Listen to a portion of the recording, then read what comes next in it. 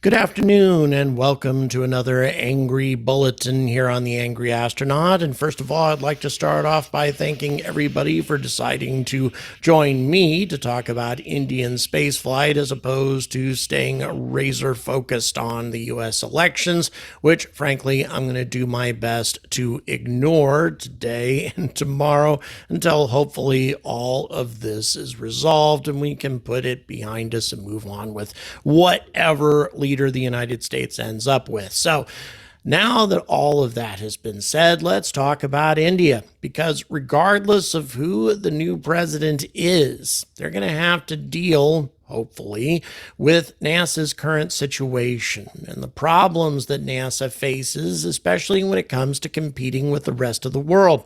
Because even though NASA still has a decided edge over most other space agencies in just about every regard, after all, NASA has multiple probes and other spacecraft operating throughout the solar system, rovers on Mars, vehicles orbiting in the Jovian systems, others on their way to Saturn, to Jupiter, etc. We have a lot that NASA is doing at the moment that really other nations are not. But still, there's a very clear distinction between what NASA has accomplished recently and agencies like ISRO, or the Indian Space Agency. Recently, India has set down a probe at the lunar South Pole, a feat that nobody else has ever been able to accomplish.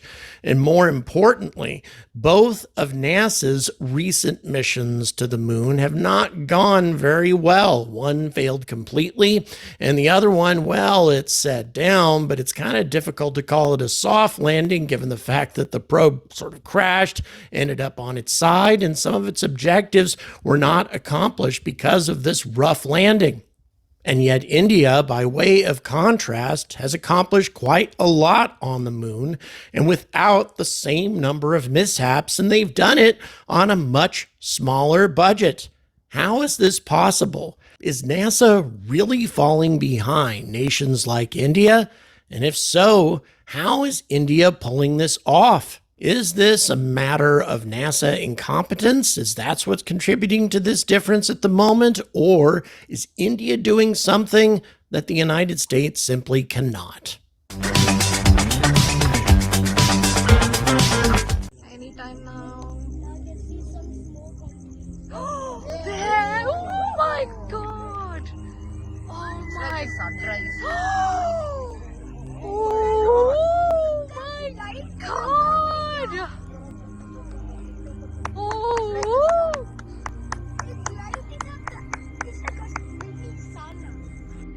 I have to admit, watching this particular clip brought me a great deal of happiness because this is the sort of thing that folks in Cape Canaveral have been accustomed to seeing for decades now, but it's a relatively new thing for the people of India. Yes, they've been launching rockets for a while, but this is the LVM-3, the largest rocket to date that ISRO has been using, and it lights up the sky in spectacular fashion. Perhaps not as much as SLS might, but still really an amazing sight indeed, and quite an accomplishment for this nation. A nation that only achieved its independence a couple of generations ago, and a nation that has struggled with economic problems, poverty, starvation, and also a great deal of internal strife driven largely by religious conflict. But all of that having been said, India has accomplished things that I think have surprised the world, surprised everybody, perhaps, except for the Indians themselves. ISRO has proven to be an amazingly successful organization that has attracted clients from all over the planet, including prominent customers like OneWeb. And now ISRO is about to wade into the extremely difficult and dangerous field of human-rated spaceflight. Although the first human-rated mission has now been delayed until 2026, and ISRO made a statement about wanting to make sure to do it right and not to do it like Starliner. That was a bit of an embarrassing dig, but not an inaccurate one. And here's the most impressive distinction between ISRO and NASA. The recent allocation of funds that the Indian government gave to the Indian Space Agency was approximately $2.7 billion. That's roughly 10% of NASA's budget, and yet look at everything that they've been accomplishing. And to further put this into perspective, France has a space budget of over 3 billion euros, that's approximately $3.3 billion, and the European Space Agency, they have a budget of 7.79 billion euros, or well over $8 billion. And yet, Europe has only recently started to talk about manned space flight, and it's almost certainly not going to happen until the early 2030s. Once again, how is India pulling this off? Because what this money is going to be funding, this $2.7 billion, is their next phase of lunar exploration, an orbiter mission to Venus, the construction of the country's maiden space station, and the development of a reusable heavy-lift rocket for satellite launches on top of their manned space program, which is known as the Gaganyaan program, which isn't quite as ambitious as some of the things that the United States does. Only 3 astronauts to low Earth orbit in a relatively small capsule. It's about the same as what the Russians have been doing for decades, but still a huge accomplishment with that kind of funding. By the way, that's the most funding that India has ever received. But India's accomplishments with this budget have been nothing short of extraordinary. Did you know, for example, that India has done something that Elon Musk has not? They've been to Mars. As a matter of fact, they got there 10 years ago with the Mangalyaan mission, which, by the way, cost approximately $54 million, substantially less than the Hollywood motion picture Gravity. So let's put this into perspective. India went to Mars for less money than it cost Hollywood to make a movie about going to orbit. And then, of course, there was the Chandrayaan-3 moon mission. One of my most popular videos, by the way, that I put out. Nearly 1/3 people checked into that particular video, a lot of them Indians. This mission required only $75 million worth of spending. That still is less money than was spent on the movie Gravity. And by way of comparison, NASA's Maven Mars orbiter cost $582 million. And even Russia's Luna 25, which crashed 2 days before Chandrayaan-3 successfully landed on the moon, that cost the Russians $133 million. And then both the Astrobotic missions and the Intuitive Machine mission that went to the moon, neither of which was nearly as successful as Chandrayaan-3, both of those cost north of $100 million. India's economical achievements are rooted in a philosophy dating back to the 1960s, when Vikram Sarabhai, I think that's how it's pronounced, the visionary behind ISRO, convinced the government that a space program could serve the needs of a young, resource-strapped India. His vision laid the groundwork for a program that would do more with less, a principle that has fueled ISRO's growth ever since. They have a lean approach based on ingenuity. Retired civil servant Sisro Kumar Das, who managed ISRO's finances for over 20 years, traces ISRO's lean ethos back to its inception. Quote, in the 1960s, scientists worked with bicycles and bullock carts to transport rockets, he told the BBC. Sarabhai had to convince the government that a space program was not just a sophisticated luxury that had no place in a poor country like India. He explained that satellites could help India serve its citizens better.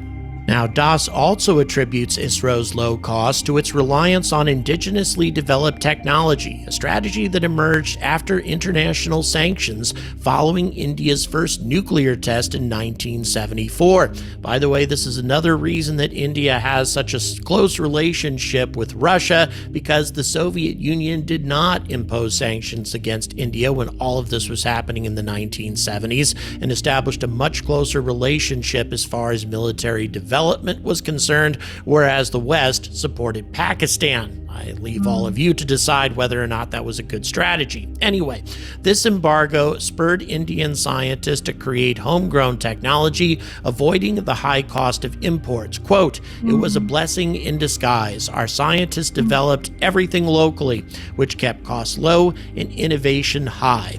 Now, in addition to relying on domestic manufacturing, ISRO employs other cost-saving measures. For example, unlike NASA, which contracts private companies for satellite manufacturing and takes out mission insurance, ISRO performs most operations in-house and skips insurance. Furthermore, ISRO avoids the costly practice of building engineering models for pre-launch tests, opting instead to fly with a single version, accepting the risks involved as part of the government-backed program. Does that sound kind of familiar? Yeah, it's kind of similar to how SpaceX develops things. Quote, "ISRO's budget constraints often force us to innovate," says Milaswamy Annadurai, and I'm sure I mispronounced that, I apologize, who led India's Moon and Mars missions.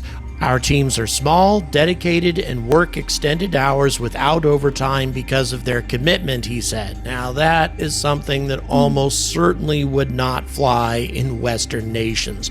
Working extended hours without overtime pay is against just about every labor law in the Western world, something that probably could not be duplicated over here. As a matter of fact, a lot of the low-cost wage advantages that India has would be impossible to duplicate in the West without duplicating India's economic situation for most of its citizens, something that a lot of Western people would not be very comfortable with, and I can't say that I blame them, but it definitely gives India a big advantage as far as labor costs are concerned. Annadurai also explained how budget limitations drove them to adopt out-of-the-box solutions. For Chandrayaan-1, for example, additional payload weight was accommodated by reducing thrusters and pressure tanks, a decision that allowed the mission to proceed without exceeding its budget. And the Mangalyaan mission was similarly cost-effective because it repurposed existing hardware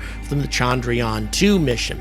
And then ISRO's efficiency has also delivered cost savings. Its small rockets necessitate creative solutions to reach distant destinations. Chandrayaan-3, for example, relied on Earth's gravity to slingshot it towards the moon, extending travel time but conserving fuel and resources. Russia's Luna 25, by contrast, used a powerful Soyuz rocket to achieve a quicker lunar journey. And by the way, the Intuitive Machines mission did the same thing, utilizing a Falcon Heavy to drive it rapidly towards the moon for a quick rendezvous, as opposed to how Chandrayaan-3 did it. Quote, "We used Mother Earth's gravity to nudge us towards the moon," says science writer Pallava Bagla.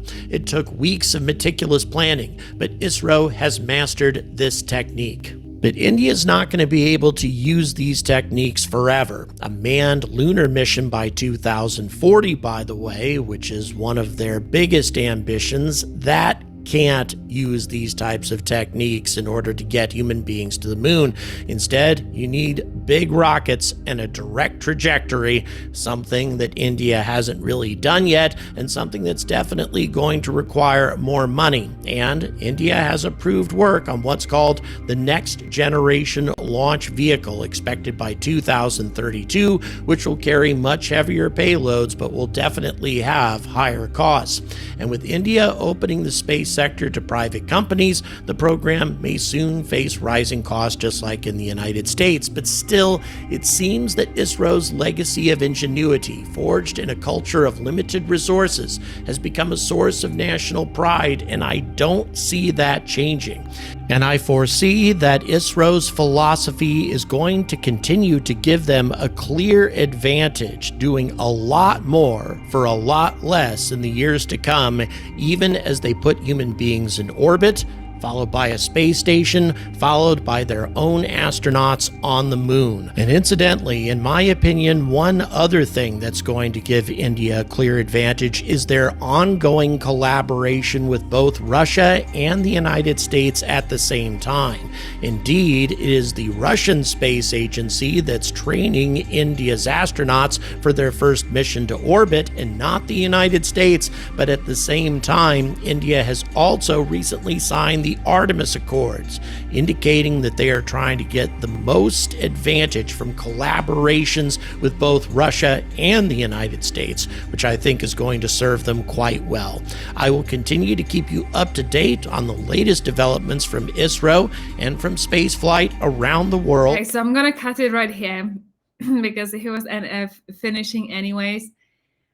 Gosh, like the whole thing, I was smiling because for those of you that have been following me for a while, I've done this Chandrayaan live with you. I think it was a blast. I still think it's like magnificent and amazing.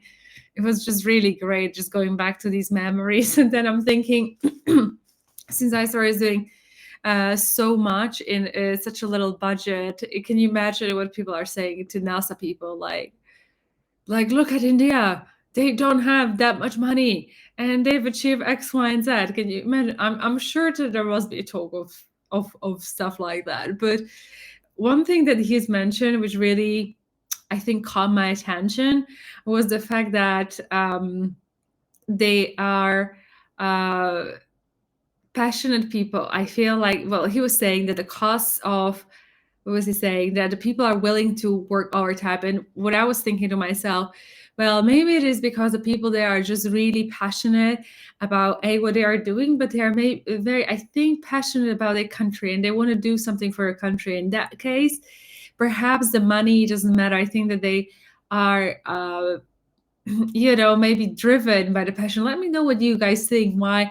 I know that it is kind of standard in India to work overtime. In the West, it's certainly not. Like, I have someone close in Germany and they just simply won't work overtime. They're like, nope, if you're not paying me, I'm not working. But I feel like if there are things that are bigger than your life, you will do it anyway. Like, I've always worked overtime. I was never paid. And but I'm just a crazy one because I just care about people. If you're on a mission to make sure that the clients, in my case, you work on, they're big and one of the biggest in the business, and if the company loses millions of pounds in a business revenue, it will not be a good look. And it's not a good look, but I never even actually thought that way. I always thought that, like at one point in time, my bigger team was around 60 people that would have to be perhaps let go of if, let's say, I lost the account. All the courtesy of the company was not able to give me enough resources in time, and I troopered through it. It came at a cost of complete and utter exhaustion, and something that I will never do in my life because it really affected my brain. It was a burnout on a colossal scale.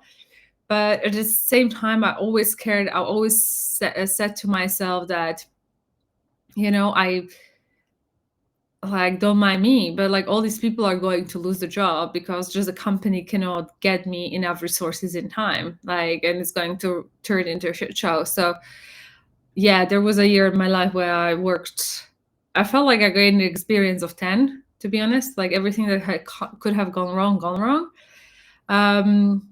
But I've gained a lot. And also the fact that I'll never work like this ever again unless it's for myself. But very fascinating. And I think still like kudos to India for striving and for doing that, or for like people criticizing for, you don't have other things sorted out. So why are you doing that? But I think that it's great because I think when he's saying that sense of pride for India, but I think it should. And I think, after all, it will bring the best in humanity. It's just sad that, certain things like in the West, we definitely just think of ourselves first. I guess the team over there in ISRO is more maybe, greater purpose driven than that. I love the fact that he's mentioned Mars, and then you guys being ahead of of Mars. I don't know what's the obsession with Mars. Any of you know, like, why do people want to explore Mars and go there? I'm not even like, I guess it's important to understand what's happening in the space if we are going to hit by another meteorite and stuff. But from that point of view, I'm not quite sure why people are so obsessed with exploring outer planets. I'm like, I don't know, but very interesting and lovely video. Please do let me know what you thought of that, and if you can answer my questions in the comments below. With that being said, thank you so much for watching this with me, and if you did enjoy, you know what to do. Hit a like, hit a subscribe button, hit a bell notification button, and I will see you in the next one. Until then, please do take care. I'm sending lots of love. Bye-bye.